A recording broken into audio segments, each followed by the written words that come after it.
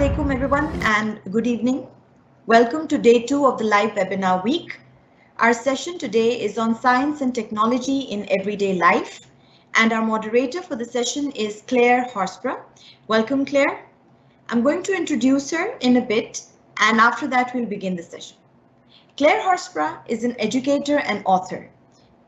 Since 2015, she has revised and provided new content for New Oxford Modern English, New Oxford Social Studies for Pakistan, and New Oxford Primary Science. She's the author of the new pre-primer for New Oxford Modern English and is working on her own graded reading series. Prior to this, having completed a BA in English and History at the University of London and a PGCE at the University of Bristol, Claire taught in schools in the UK for over a decade. For the last 2 years, she has also been an associate lecturer in education at the University of West of England, Bristol. Having last visited Pakistan in 2016, she is keen to return in the near future to explore more of the country. Claire, are we good to go? Hello. Yes, I am. Shall I start? Yes, please. Great. Okay. Hello, everyone. Thank you very much, Tuba, for such a nice introduction. And thank you, everyone, for coming to this talk today. I do hope you find some useful things. I don't know if the chat function is available at the moment, but if it is and you want to say hello or put which region or city or town you're from, that might be interesting. I won't be reading them. I'm presenting in this session. I'm going to talk for about 45 minutes about the aspect of science and technology in everyday life using New Oxford Primary Science. I'm going to talk to you about the considerable changes that have been made to this book, to focus them on the SNC. And I'm going to be trying to suggest to you a practical approach with lots of ideas that hopefully you will find useful or at least inspiring to come up with your own ones. At the end, there'll be a little bit of time for us to interact or for you to ask some questions about the books or about some of the things that we discuss. So let's get on with it. As Tuba said, this is my background. I'll let you read that if you want to, but Tuba did cover it. Just a really warm welcome to you all. I personally go to some of these online talks, and they're a bit strange because I can't see and hear you. Hopefully you can see and hear me clearly, but I would really like to personally say welcome. I really enjoyed being in Pakistan and speaking to lots of teachers when I visited, and it seems lovely to be able to present in this way, but I would very much like to be there in person. Okay, so that's me.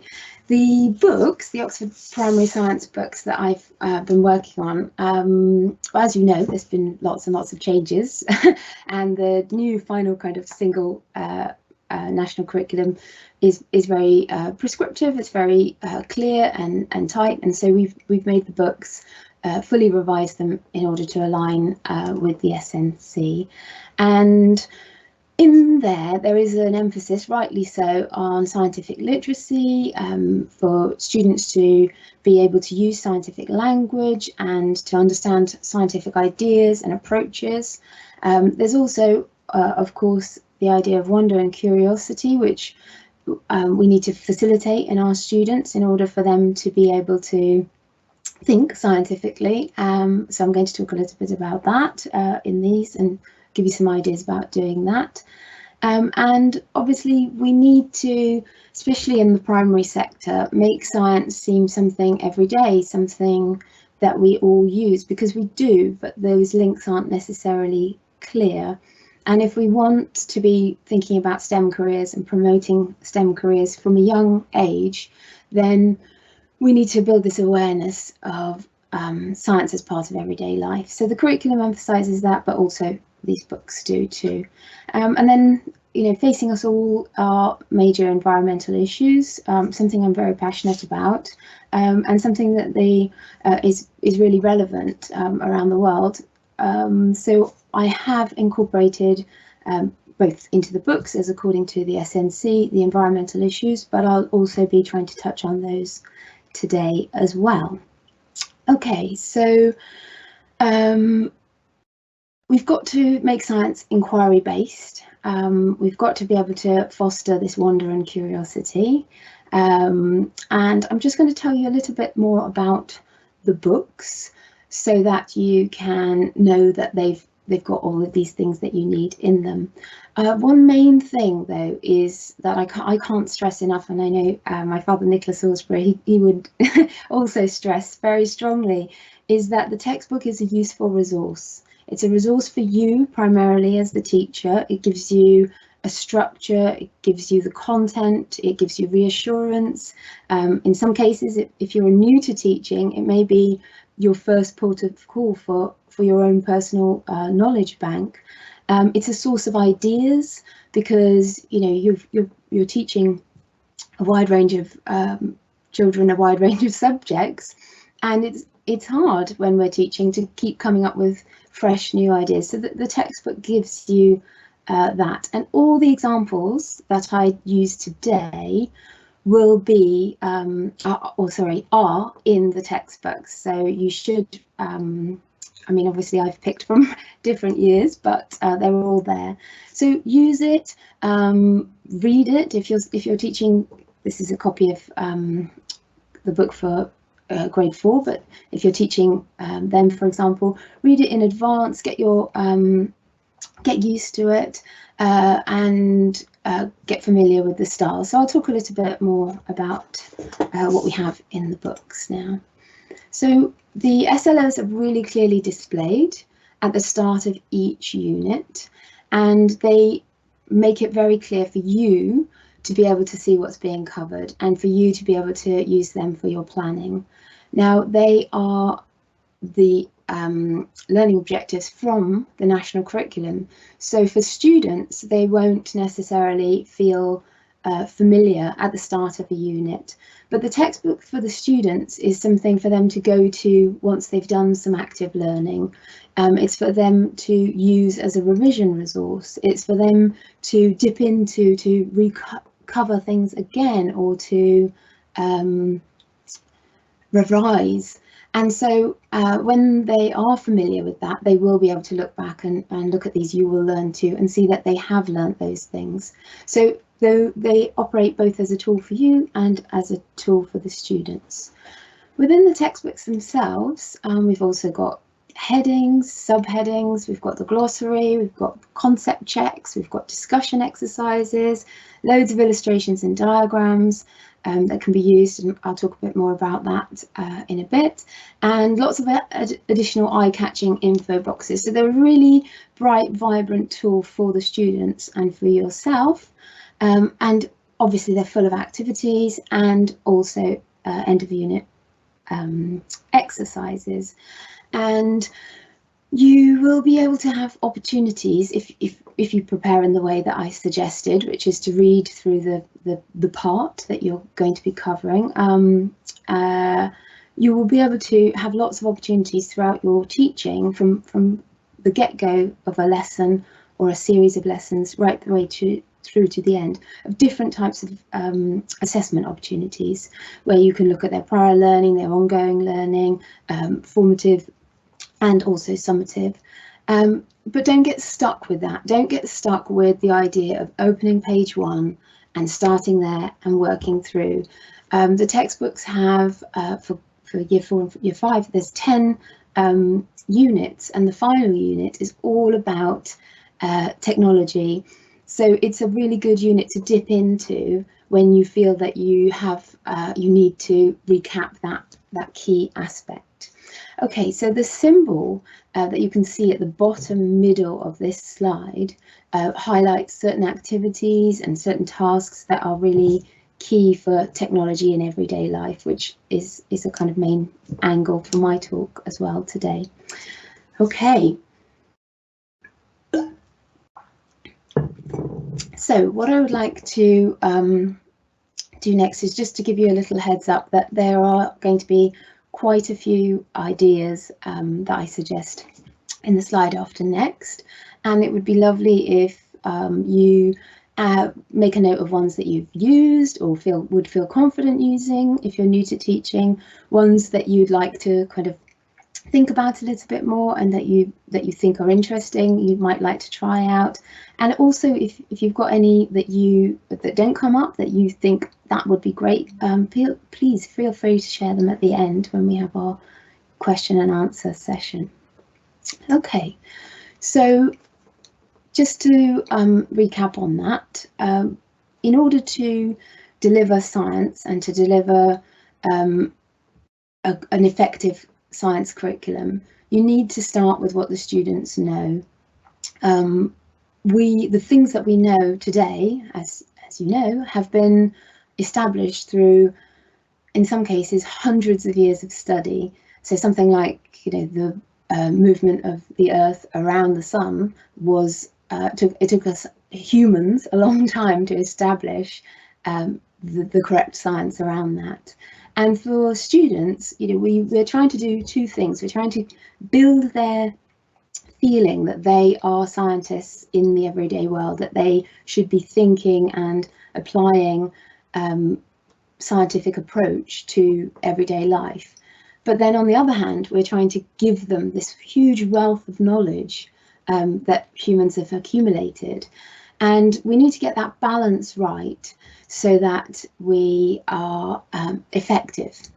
So use the textbooks as a resource, not a replacement for you. They are a tool that you should be using and that should be being dipped into, but it should be about the relationship between you and the students and the world that they know. Use the classroom, use the school, use their homes, and I've got lots of suggestions coming up for that. If we want them to think about technology in everyday life, we have to make their everyday lives relevant when they're in the classroom, and we need to make them think scientifically when they're outside the classroom, around the school and in their homes. We want them to use things that they have experienced, and we want them to test those things. We want them to refer to the things that they see, they feel, they hear, they think, and think about applying ideas to them. So we want them to have a curiosity, not just think, I know this, but to be testing that. So we're getting them to think about themselves, we're getting them to think about their homes, and really importantly, we're getting them to think about their local environment and to try and be with a kind of critical mind, an open mind, so that they're questioning, so that they're trying to come up with solutions. And that becomes really important. I mean, the future generations are going to have to solve more problems that are coming their way, and we need them to have that can-do attitude. So science is hugely important, as you will all know. So that idea of scientific literacy, thinking like a scientist, the interdependence between all of these different areas, and this idea of building knowledge over time. We can't just tell them, the Earth goes around the sun, or friction exists and you've got to, this is the rules. We've got to get them to understand it. We've got to get these concepts made real through experience so that there's understanding. So now I'm going to suggest lots of ideas, and as I said, they're all from the books. So in books 4 and 5, there are 3 units allocated to living things, the life sciences. And so in your planning, those 3 units need to be allocated a lot more time than for other units which feature other parts which feature 1 or 2 units. So part of your planning for the year is that you need to allocate significant proportion of time to each of the sections of the book, remembering that Unit 10 is something that you can dip into. So start by getting familiar with the books, especially if you've been using New Oxford Modern English prior to this, because the changes have happened, and the changes are there because they reflect how the students will be assessed and what the SNC demands. So here's the first idea. What I would do if I was beginning this is I would try to tap into the students' prior knowledge. So we can have this idea of them gathering their knowledge of names of plants and animals on strips of paper. And I might begin this with a brainstorming or a kind of thought shower where they can just note down and then get them to make it neater, make it nicer. And very cleverly, what you're doing here is you're developing a resource for yourself. So if you have small pieces of card that you can put the names on, you can use them in future years. So that's a really nice thing to do. It is worth, even if you're doing this again, it is worth getting the students to do that brainstorming, to get them to think about how many plants and animals can they name. I read a study recently which talked about how children, really young children, can identify hundreds of brands just by their logos or by parts of their logos, and yet they cannot name, give the proper names to trees in their local environment. They may know 2 or 3 trees.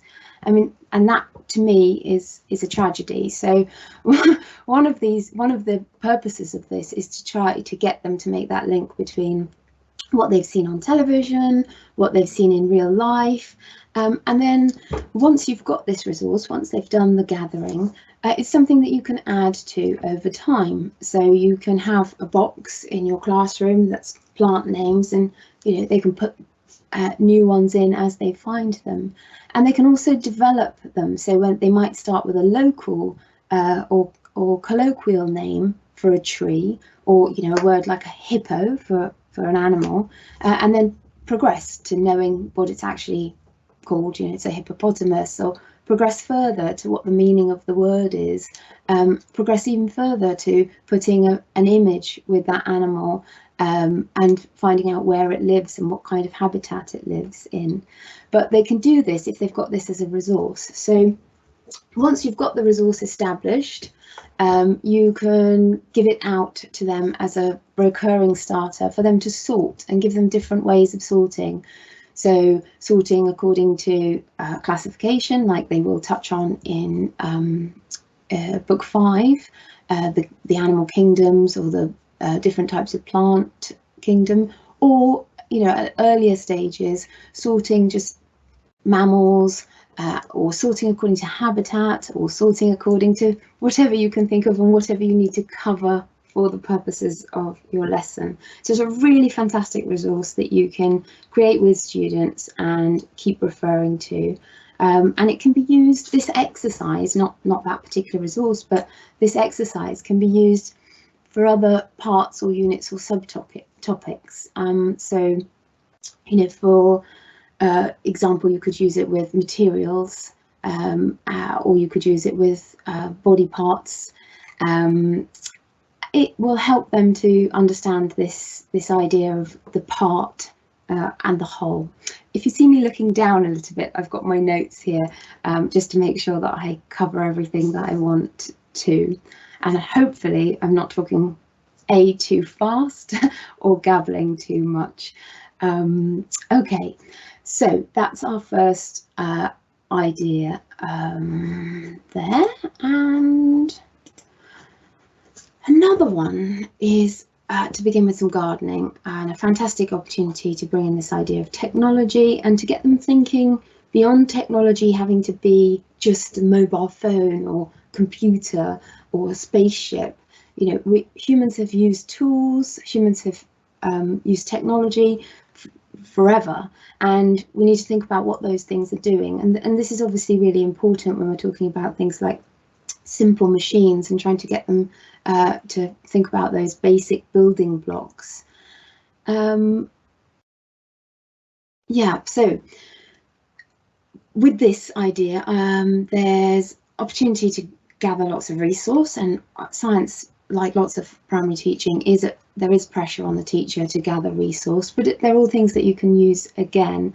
It's also a chance for them to use lots of skills like measuring, I've got camera on there as a reminder to me to a really lovely project that I did with some students, which was that we took photos regularly most days of what we were doing, and then we put it together as a little stop motion, as a little video, and it was really nice. And I think it would work really, really well with a garden, to have somebody responsible for going out and taking the picture and for putting them together and to seeing the progress over time, because something like gardening is very, you put in a lot of effort at the beginning, and then there's lots of waiting and maintaining, which feels very light, but then if that works well, there's a good result. And this is something, the garden would not just be useful for your living things, life sciences section. It will come in useful later on when you're looking at other concepts in the other parts of the book. For example, if you grow sunflowers, you can see them tracking the movement of the sun. You can also use leaves and flower heads to cut up and to examine the internal structures. So it's a really fantastic thing, and it creates this idea of this is what we're doing when we're gardening, when we're cooking, when we're going about our lives. We are being scientific. There is a way of understanding these things that will help us to do them better. You can also get them to record what they're doing. So they plan it first, they draw out what they're going to do, they have a certain amount of space, they have tools that they need, and you're teaching them those skills of how to record the process in a scientific way. Okay, just checking I've covered everything I want to cover again. Oh yes, I did want to say one other thing about this. The difference for bringing environmental issues to life is, if they are caring for a garden, they will encounter problems with it, and then that is an opportunity to make real things like overwatering or too much sun, soil condition, all sorts of things. And another really nice mini gardening activity is to, if they were to do individual plants, or even in the class garden, to gather some different pots of soil, different soil types, and within the classroom have as part of one of your lessons an examination of soil types. So for them to sketch the granule sizes, for them to see the consistency, for them to add water or mix different types, adding in sand to different soils,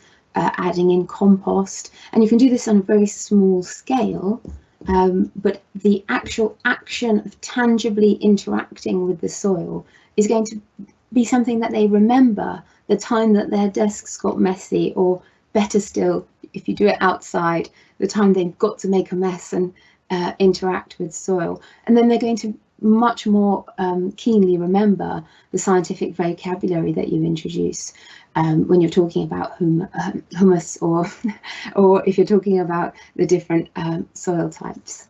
Okay, so that's another lot of examples for you using gardening. In the books, to return to the books, at the end of each unit, you've got assessment style questions, which, please don't get them to sit down and start with exercise 1A and work through to exercise, 7C or whatever. You'll crush the joy out of them.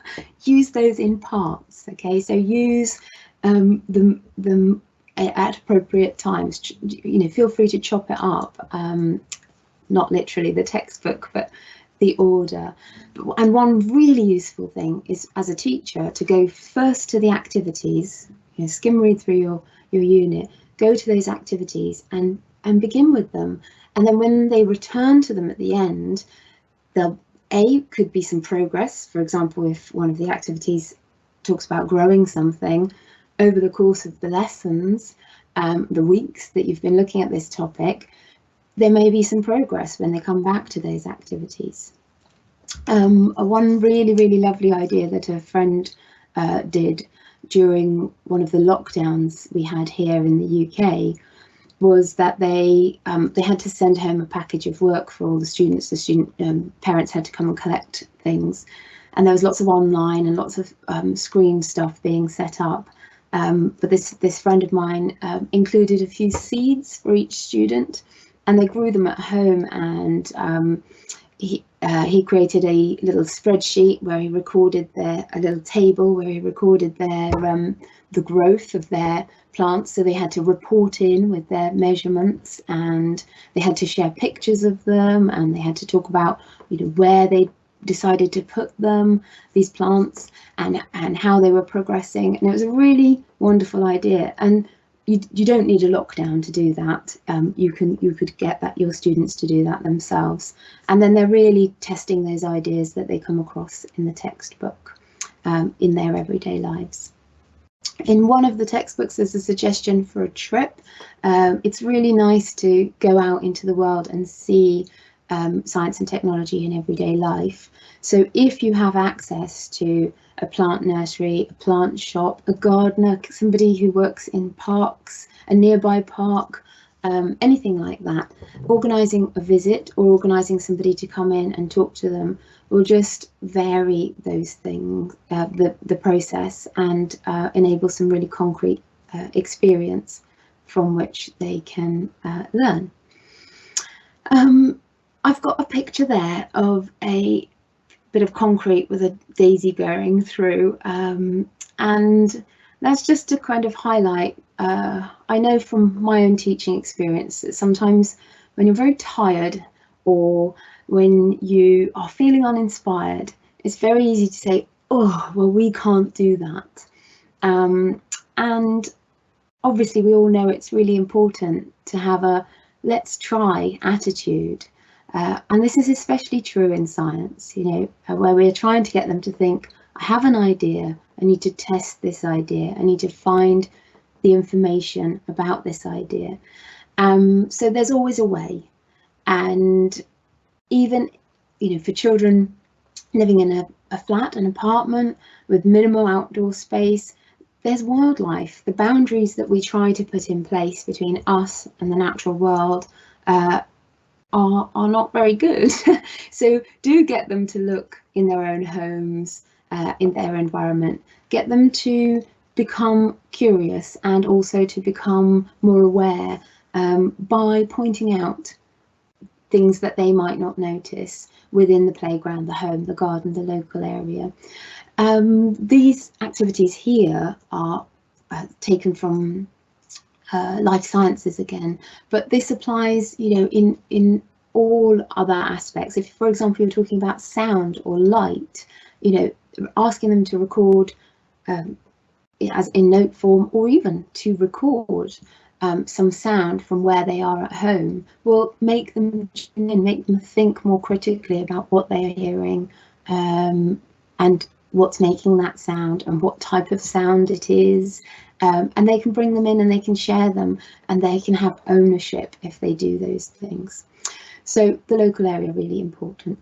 And when they are doing any of these activities, it shouldn't just be us telling them.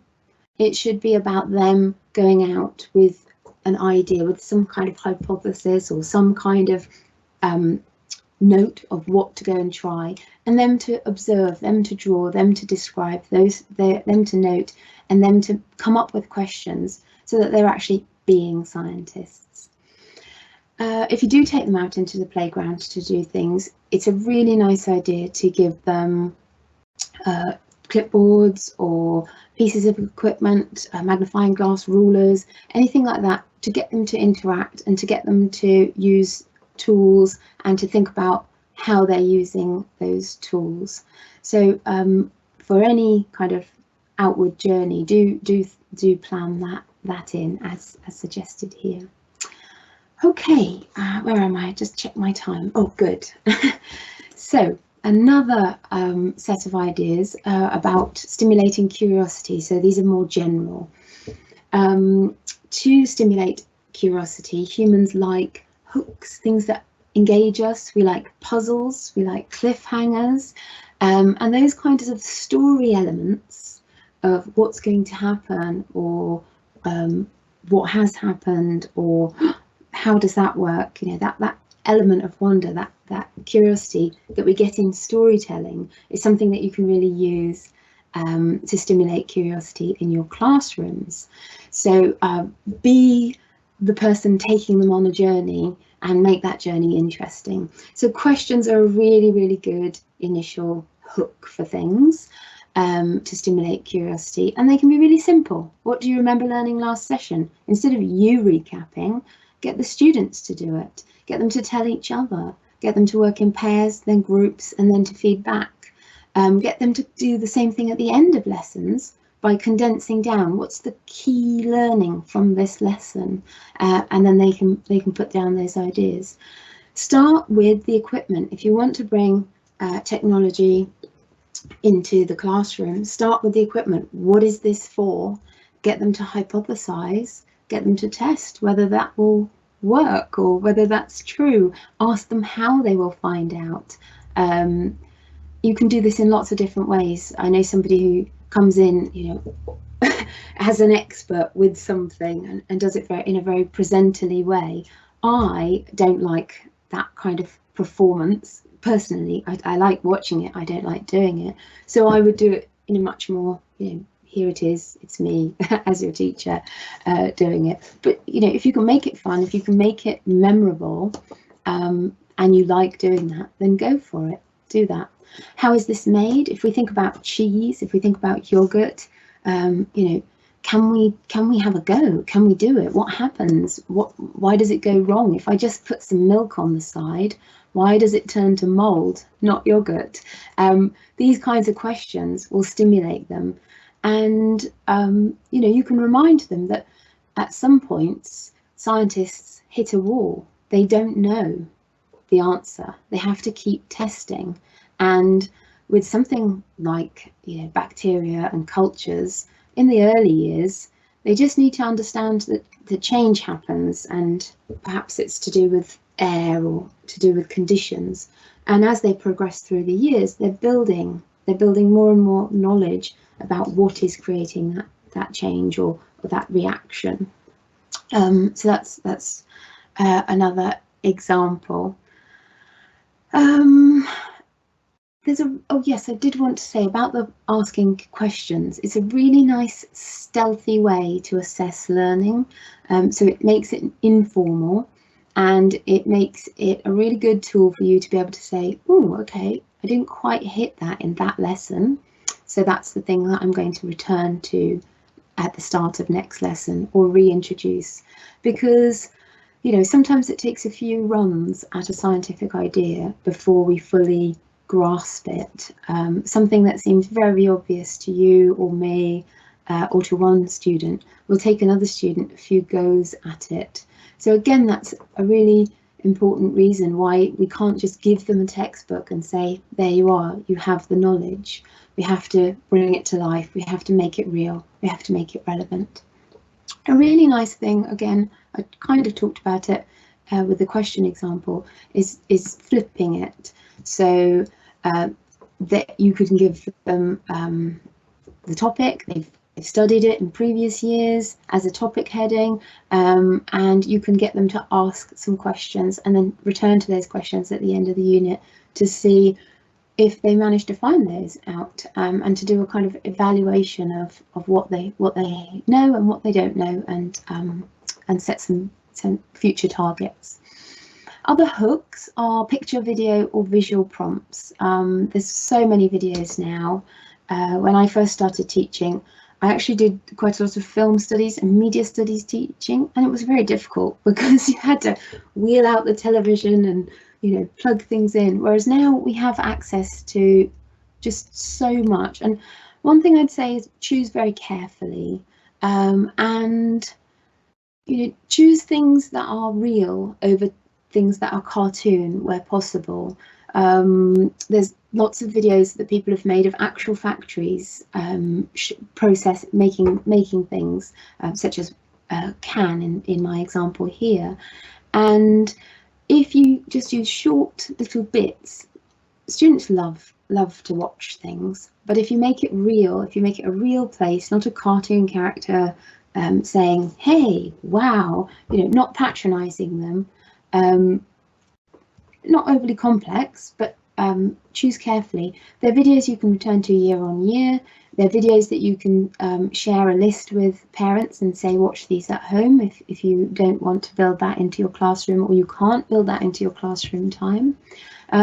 So use carefully, but I do really recommend using videos that are real life examples rather than cartoon versions. The cartoon versions, the kind of revision site versions, they're good for students to find themselves for revision, for at home enjoyment. But within the classroom, it's a really good idea to kind of keep it in the real world so that they keep making that link between science and everyday life. In the books, you've got beautiful, beautiful images, beautiful, beautiful tables. You've got diagrams, and you can use those. You can blow them up using a visualizer, or you can just start with that photocopied at the top of the page and get students to brainstorm or question around it, or use some of those tools for stimulating curiosity. You can demonstrate experiments. I did toy with the idea of doing an experiment here for you, but that was a bit too much for me to do today. And if they have been growing a garden, use their resources from there. Use the visual prompts that you've presented before. If you have been collecting equipment into the classroom, use that equipment. If you have collected data from somewhere, use that data. Okay, let's go on to the next one. So these are some examples of images from the textbook. And if you have managed to grow something, you can look at your own plant examples. And if you haven't managed to grow something, you can bring in the chickpeas, maize, you can bring in a whole selection of flowers and get them to actually pull them apart. It's much, much easier to actually look at some roots of two different types of plants and get your hands dirty and take photos of them and blow them up and see how they actually look, zoom in, than it is to just read through those pages in the textbook. And then when they come back to the textbook, when they come to the textbook fresh after they've done the practical learning, they'll be able to piece together the ideas in the way that you or I can. Without that prior physical experience, they are going to really struggle because they can't just pick up all the detail immediately. Okay, so a really nice thing that I like to do is this idea of for next time, find out. And I've always used this with students. Not all the students will do it, but it's a really nice thing for you to end each session with, to get them to think. And don't make it big, don't make it a massive homework, make it something small and specific. To get them practicing active research and to get them to thinking about science and technology in everyday life. So I have suggested a few ideas already, but some more things that I can think of is things like keeping a record of what food they've eaten, bringing in a menu or a piece of food packaging, bringing in something that they think might be magnetic, so that they can test magnets. So for every topic, for every unit in the books, if you do the kind of skim read through and look at the activities and do your planning, your planning for your sessions, you can then think, right, where are my hooks that I'm going to put in, and where are my for next time find out things to put in. And this is a brilliant way for you to gather resources. If you say to them, find me a YouTube video that explains X, Y, or Z, you will have a bank to choose from, and you can choose the best one to use in future sessions in future years. If you ask them to bring in packaging from foods, you can do an activity like the first one that I suggested, where you get them to sort them, and you'll have a classroom full of that resource. Similarly, you know, with any other materials, if you get them to bring in a piece of material when you're doing materials, you'll have a sample board that you can use again and again, and that you can refer to and that they can interact with. So, you know, definitely I found this works really well, and it's something that I would recommend that you use. Okay, I have not got long left, so I'm just going to bring it together with a final idea of this making the link between the classroom and the home and science as a subject. So use things that are familiar to them.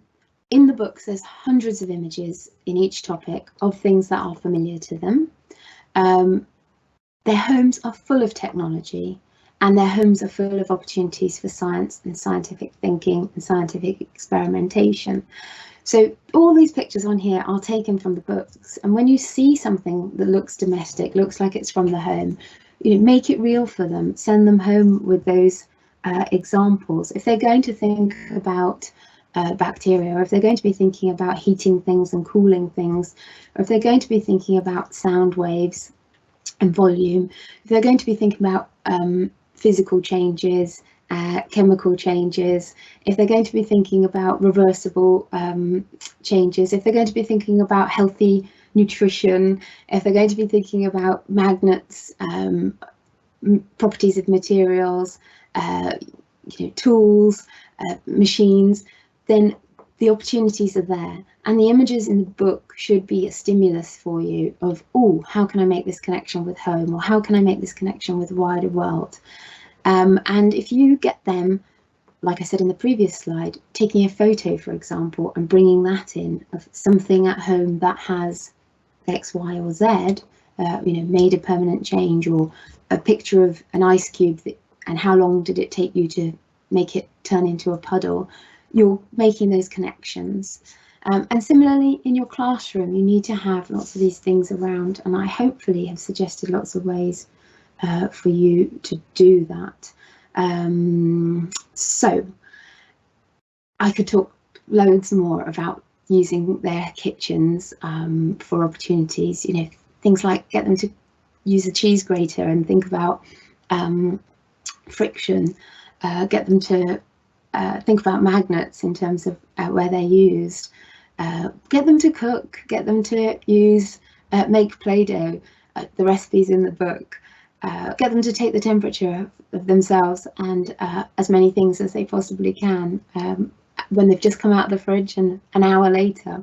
Okay, that's a lot of suggestions. So to recap, personal planning is absolutely important in science. We want to get off the page, we want practical activities, we want them doing things, we want them using resources, we want them using tools, and we want them doing research. We want them to have curiosity and wonder. We need to use hooks, we need to use puzzles, we need to use questions. The activities and tasks in the book do this for you, and they're all focused around scientific ideas because we're trying to build this scientific literacy. The textbooks, fantastic, but you use them as a summary, you use them as backup, you use them as revision, you use them to anchor, and you use them for assessment to check that you've covered things, to check that they've done the learning. But please don't bore them. Children are designed to be moving around, doing things, making noise, thinking, learning, and they can't do that if they're sat still for hours on end at a desk. So you need to be brave, and you need to be cultivating this atmosphere in your classrooms. And the more you do it, the easier it will become. I promise you, you know, as somebody who has taken very, very difficult groups of children out to look at, you know, museums and write poetry and, you know, all sorts of things, I know that you can do these things. So if you're new or if you're not confident, be brave. Make time to reflect. Use the top of the unit SLOs, and that is everything. I hope something's been useful. I do hope if you have any questions and comments that you will raise them. I know we won't be able to cover them all. And Tuba, you're back, so I'll hand over to you. Thank you so much, Claire. I think that was quite a lot in a nutshell here. That you talked about stimulating curiosity, you know, getting the hooks for the children. And there are so many participants here who actually appreciated the contents of your session here. But we have a few questions. Would you like me to read them out for you? Yes, I will please. also be reading in the comments in between, but most of the participants want to know how to create curiosity in students, how to get them to be curious, because sometimes students just don't, you know, because of lack of interest in the subject, they're not curious. They don't ask questions, or they don't respond to questions. So Okay, so yeah. I mean, if I was to have all of you in one room and I was to say, right, who's got a question? A couple of show-offs will put their hand up. You know, I'd say, oh, I've got something to say. But actually, you know, students, if you make them sit still, be quiet, listen, open page 1, have you got a question? Here's my question, answer my question. They're not going to do it. Then, you know, that's not the atmosphere. So when I was talking about hooks and questions and puzzles, it's about, you know, you have to be engaged. If I delivered this talk, I mean, I know I'm not the most interesting person, but hopefully, you know, I've put some good pictures, I've asked some questions, I've smiled, I've been welcoming, and your classroom has to be that. You know, you need to cultivate the relationships with the students so that when you ask a question, or when you ask them to think of questions, they feel confident to do that, they want to do that. And so some top tips is from day 1, when term starts, create the atmosphere that you want. Create the boundaries, but also, you know, be engaged. So how do you make them curious? You put something interesting in front of them. If I put a textbook and a pencil in front of you, it's okay, it's interesting to read, but if I give you 3 different pots of soil, or, you know, a model to interact with, or I take you outside and I get you to build a garden, or I give you measuring tape, colored paper, marker pens, and I say, you know, draw what do you think is inside the human body, or I give you cutouts of the internal organs of a human and say, put them in order, then, and I make you work with your friend, then you're going to be engaged, you're going to be curious. And if you practice curiosity, you get more curious. So it's a skill like anything else. You know, if we teach children to sit still and listen and shut up, then that's what they will do. If we teach them to move and think and interact, that's what they'll do. So it's our responsibility. It's never the student's fault. Sorry, that's the job. Absolutely, Claire, I agree with you. And I think that sets the pace for inquiry-based learning then, because once you spark curiosity, then the whole cycle or part of the cycle can then be dealt with within the class, or maybe outside the class as well. And you did talk about that, so I think that answers all the questions related to inquiry-based learning. There's a question here about science and technology, and they're saying how to inculcate artificial intelligence tools in science apart from robotics. Because I think robotics is the one area that is very popular and everybody talks about it. But how do we inculcate artificial intelligence tools in science? That's what the question is. Well, this is an interesting question because, you know, at primary level, the SNC is not asking students to design a robot or to go to space. It's asking them to understand that the world that they're in. And, you know, if anyone who's walking around with a smartphone that has capacity to ask a question and answer it, you know, they already have these experiences of actual practical use of technologies. And so I think it's about building that bridge. If that's an area that you think is going to be a hook, you think is going to be interesting, if you think that, you know, building a model and then teaching other concepts through use of that model is going to be the hook. If you think that using those things is going to work with your cohort, then then do that. But we need to teach them to walk before we teach them to run. And we need to teach them to try to take apart the big idea. So we want them to use computers and we want them to use the latest technology that's available, but we want them to be able to take a step back and think about how is that working, what are the components, what is it a mixture of. If we were to talk about a piece of technology that's very complicated, like a mobile phone, it's about convergence of many different technologies. So it's humans taking tools and combining them, and at the very core element, there's some more simple ideas, but even those ideas are very complex. So a telephone, a weather app, apps in themselves. So sorry, that's a long response, but I think at the heart, it's about teaching them what they need to know, making it engaging, using the hooks that you think are going to work. And if you want to bring in those bigger concepts, do, but also, they've got to walk first. Absolutely, absolutely. And when we talk about STEM topics, they also integrate technology to the best of whatever resources we have. Not necessarily that you get new and hi-fi things, but just general items from your everyday environment. Thank you so much, Claire, for answering that. Yes. No, just to add to that, a lot of people think that having the latest technology makes it the best, but actually, the tool needs to be fit for purpose. If you're teaching tech-savvy, tech-advanced kids who have access to the latest technology, great, use that.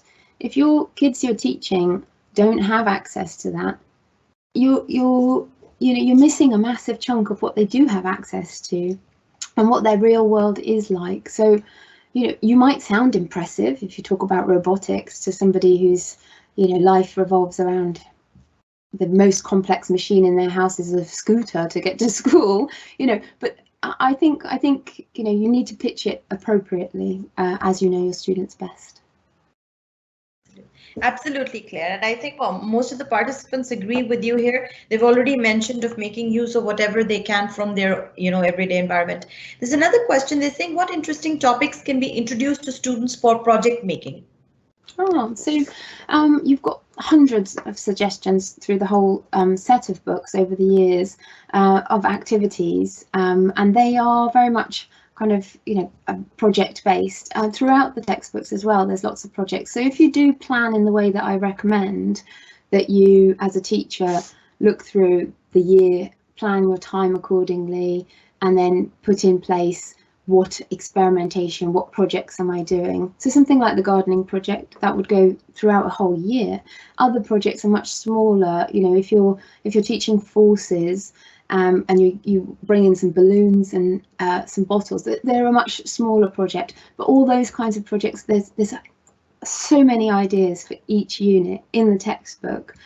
So I, as a teacher, I'd kind of go through, make a note of all the different projects, and then just choose when to set them up. You might want to front load, do lots and lots of project work, and then as you work through the book, keep going back to what they made and say, oh, now how would you change it? How would you improve it? What would you do differently? Now that you understand this concept that project has been trying to teach.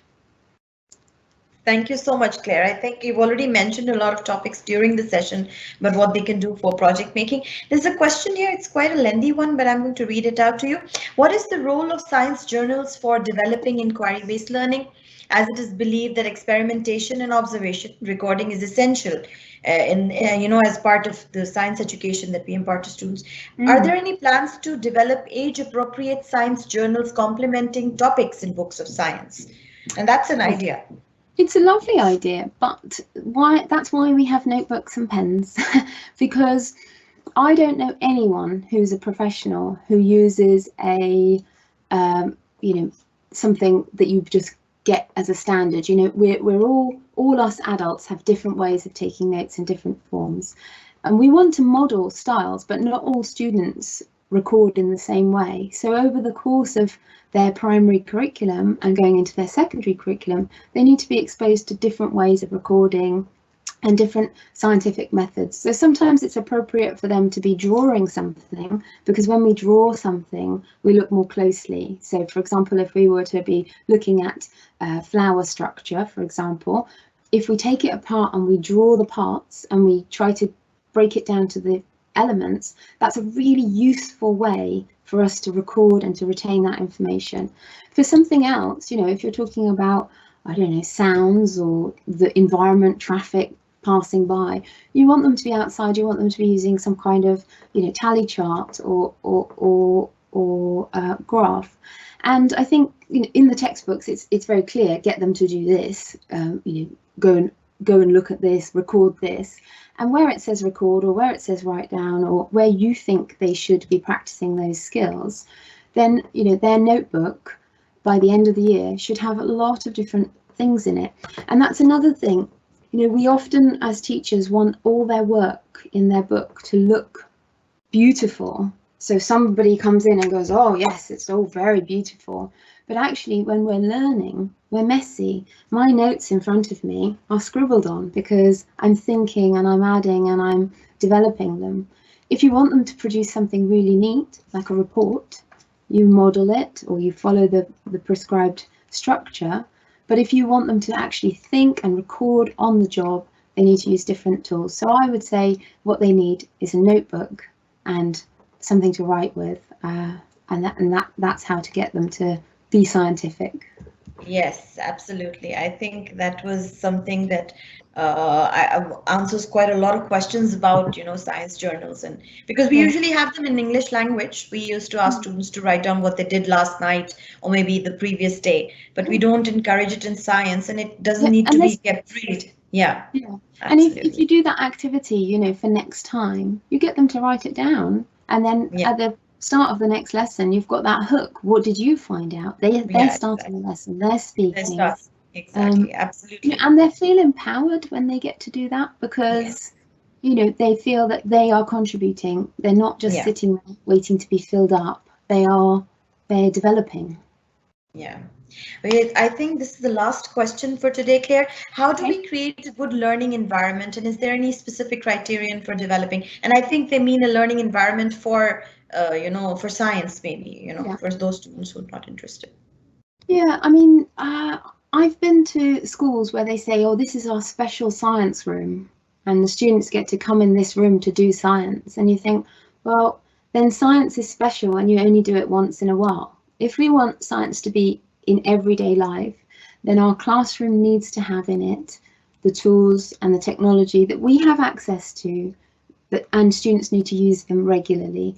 So, you know, that's why I use the example of a garden, but also thermometers. You know, we think we'll use thermometers on page 47 or, you know, wherever it is, but actually we want to be using them throughout the year, because when you use something repeatedly, when you have access in your environment to those things and you get to use them regularly, you become familiar with them, you become confident with them, and you understand them. So display and visual stimulus within the classroom is really, really important.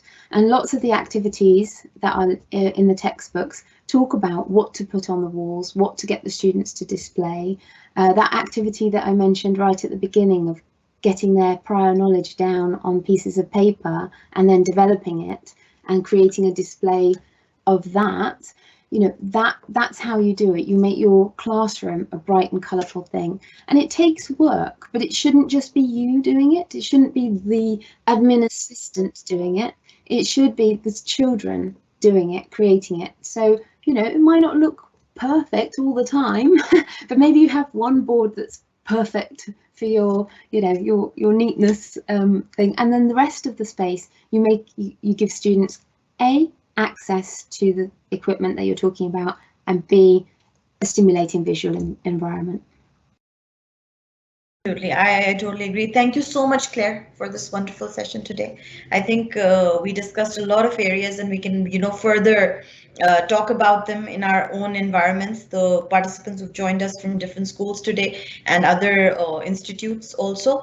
Thank you once again for joining us today, Claire. Thank you for having me. And for the participants, Yeah, thank you for coming in today. I am going to paste the link of the feedback form. We value your feedback. Please do take a minute. It'll just take you a minute to give us your feedback. And for all of those participants who wanted to know how to, manage virtual activities and, websites maybe, and something related to English, science, and all other subjects virtually, there is a session on managing virtual classes tomorrow, which will be led by Nida Mulji. Please do join us tomorrow, and it'll actually extend on what we talked about today. Thank you so much, Claire. Thank you, participants, for joining us today.